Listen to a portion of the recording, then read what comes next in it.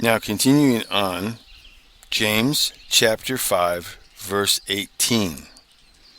Reading from the King James Bible. And he prayed again, and the heaven gave rain, and the earth brought forth her fruit. Unquote. Reading from the Young's literal translation. Quote, and again he did pray, and the heaven did give rain, and the land did bring forth her fruit. Unquote. And then reading from the English Standard Version, the ESV. Quote, then he prayed again, and the heaven gave rain, and the earth bore its fruit. Unquote. Now let's parse this out in the Greek. And he prayed. Let's parse this out. It's in the aorist tense, so that is characterized by the action, not by the past, present, or future tense. Middle deponent, in almost always cases, is the active voice, so he was active. And the indicative, so it is stating a fact. He prayed, continuing. And again, and the heaven. Now let's take a look at the Greek word for the heaven and see if he used it any other time in his writings so we can understand this better, or if it's used any other places in the New Testament so we can get a better understanding of what he might mean from the heaven. Now this is small capital H, not capital H, the heaven. Now this is used 72 times throughout the Bible, but let's take a look what it does in the Greek word and get an understanding. James uses it one time, just once. But let's take a look. There's only a few times that it's used in the Greek New Testament. It's used actually 6 times. Luke used it in chapter 3, verse 21, reading from the King James Bible, quote, now when all the people were baptized, it came to pass that Jesus also, being baptized and praying, the heaven was opened, unquote. Again in Luke 4, verse 25, King James Bible, quote, and I tell you a truth, many widows were in Israel in the days of Elias, when the heaven was shut up 3 years and 6 months, when great famine was throughout all the land. Unquote. In Acts chapter 3, verse 21, King James Bible, quote, whom the heaven must receive unto the times of restitution of all things, which God hath spoken by the mouth of all his prophets since the world began. Unquote.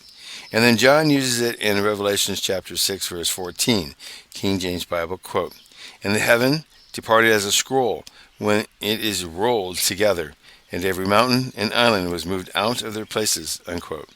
And lastly, John uses it in Revelation 20, verse 11, King James Bible, quote, and I saw a great white throne, and him that sat on it, from whose face the earth and the heaven fled away, and there was found no place for them. Unquote. Now, it's important when you're looking at these words, especially if you're trying to get an understanding of what is meant, to take a look at all the scriptures that apply and see if you can get a better understanding. First, try using the person who's writing this and see, has he used it or in any other places in his writings?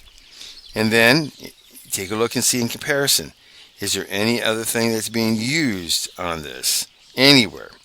If you need to, and sometimes it's advisable, take a look at the Strong's or something similar that's going to give you a definition of what this verse is and what does it mean. Now here, we'll take a look.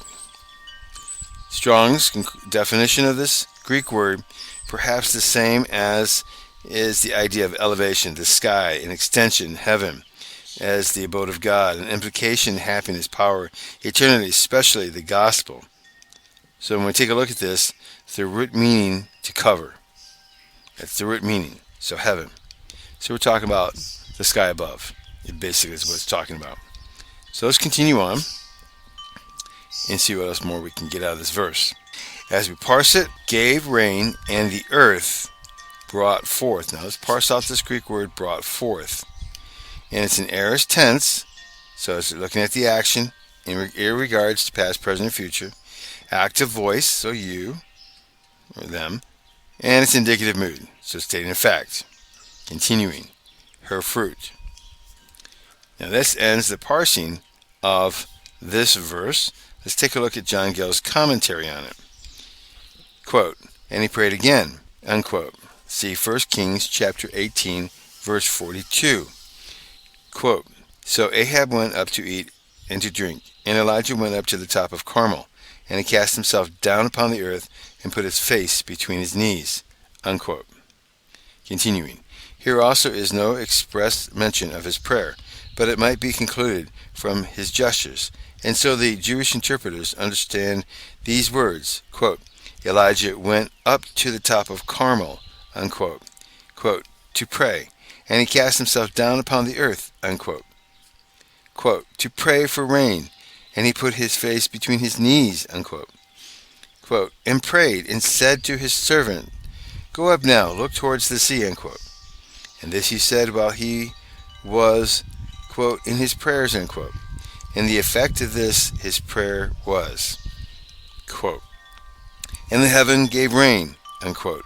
See 1 Kings chapter 18, verse 45. Reading from the King James Bible, quote, and it came to pass in the meanwhile that the heaven was black with clouds and wind, and there was a great rain. And Ahab rode and went to Jezreel, unquote. Continuing on. Now the apostle chose to give this example because it was a common thing for the Jews to ask for rain. We often read of such a doctor that he prayed for rain, and it came, and of another that he asked for rains, and they descended. And his view is to observe that the weakness and infirmities of the saints ought not to discourage them from prayer, and that they should be earnest and fervent in it, as was Elias, a man of like passions with themselves. This ends John Gill's commentary on James chapter 5, verse 18. My advice to you is that you go and you listen to James 5, 17 and 18 to get a fuller understanding of this verse. Remember, do not be discouraged, but to pray and to continually pray. Pray often. Definitely tie in this verse with 5:17 and 5:18 if you can, to give you a better understanding. May God richly bless you as you study the Scriptures.